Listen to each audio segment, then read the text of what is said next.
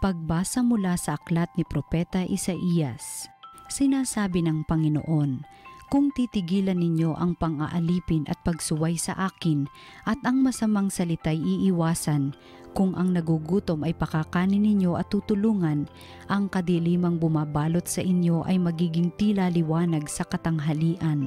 At akong Panginoon ang siyang sa inyo'y laging papatnubay.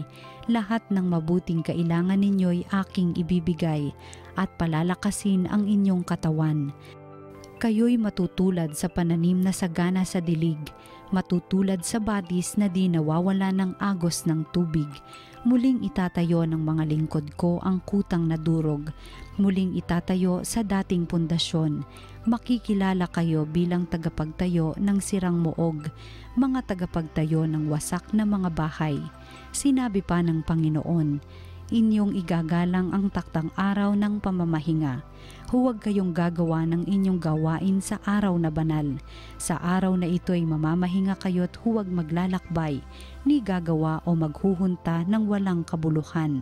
At kung magkagayon, ay madarama ninyo ang kagalakan sa paglilingkod sa akin.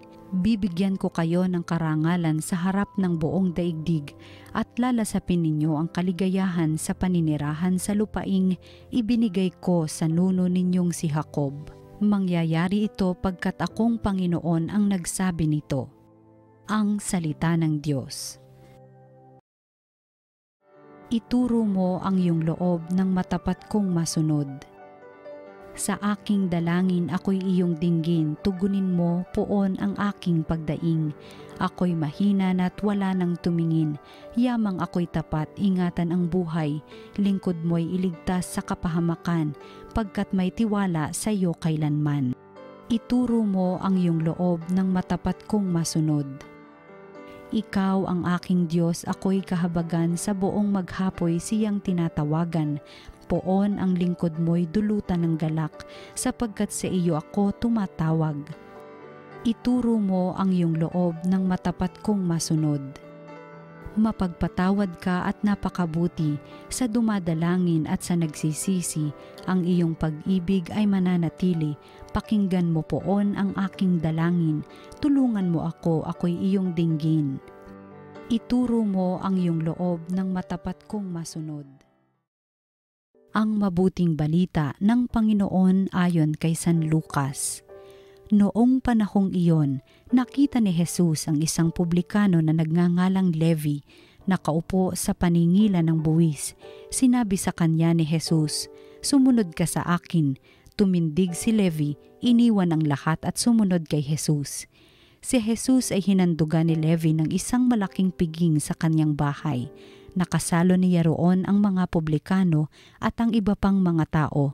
Nagbulong-bulungan ang mga Pariseyo at ang kanilang mga kasamang eskriba. Sinabi nila sa mga alagad ni Jesus, "Bakit kayo kumakain at umiinom na kasalo ng mga publikano at ng mga makasalanan?" Sinagot siya ni Jesus, "Hindi nangangailangan ng manggagamot ang walang sakit, kundi ang may sakit. Naparito ako, hindi upang tawagin ang mga matuwid, kundi ang mga makasalanan upang magsisi." Ang mabuting balita ng Panginoon. Pinupuri ka namin, Panginoong Hesukristo.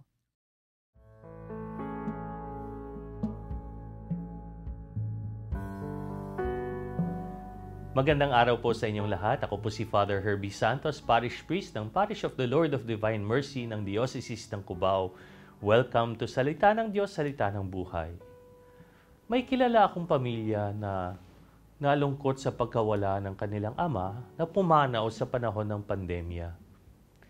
Kinikwento nila na lagi na lang masama ang pakiramdam ng kanilang tatay, ngunit itinatago niya ito sa kanyang sarili.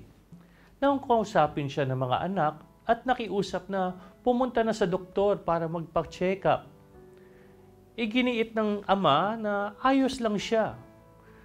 Pero sa totoo lang, hindi naman talaga. Hanggang isang araw, isinugod na siya sa ospital, matapos siyang mag-collapse, at nalaman nila na may cancer pala siya. At kumalat na ito ng sobra. Huli na ang panahon para magpagamot. At di nagtagal ay namatay ang kanilang ama. Ang sabi ng mga anak, kung umamin lang siya na kailangan niya ng tulong at nagpagamot, buhay pa sana siya ngayon. Ano po ang punto para sa atin ngayon? Ang pagpapagaling ay nagsisimula sa pagkilala na tayo ay may sakit at nangangailangan ng tulong. Sa ating ebanghelyo, sinabi ni Jesus sa mga Pariseo, hindi nangangailangan ng manggagamot ang walang sakit, kundi ang may sakit. Naparito ako, hindi upang tawagin ang mga matuwid, kundi ang mga makasalanan upang magsisi. Sino yung tinutukoy ni Jesus na may sakit? Si Levi? Oo, pero hindi lang si Levi at ang kanyang mga kaibigang publikano, kundi pati na rin yung mga eskriba at mga Pariseo. Mga minamahal na kapatid, lahat kasi tayo ay makasalanan. Lahat tayo ay nangangailangan ng kaligtasan. Kinailangan ni Levi na gumaling sa karamdaman ng kasalanan at pagkamakasarili. Ngunit yung mga eskriba at Pariseo ay kailangan ding gumaling sa sakit ng pagmamataas. Ang pagkakaiba lang ay inamin ni Levi na kailangan niya ng pagliligtas. Kaya iniwan niya ang kanyang makasalanang propesyon at sumunod kay Jesus at nagsimulang manirahan kasama niya.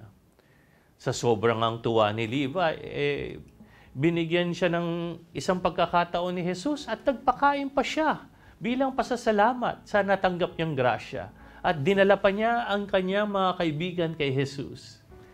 Si Levi mismo ay naging isang dakilang apostol.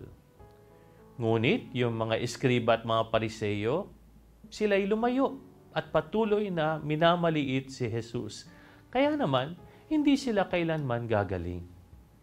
Sayang naman, kung dininig lang nila ang salita sa ating unang pagbasa ngayon, sabi ng Panginoon, kung titigilan ninyo ang pang-aalipin at pagsuway sa akin, at ang masamang salita'y iiwasan, kung ang nagugutom ay pakakainin ninyo at tutulungan, ang kadilimang bumabalot sa inyo ay magiging tila liwanag sa katanghalian, at akong Panginoon ang siyang sa inyo'y laging papatnubay.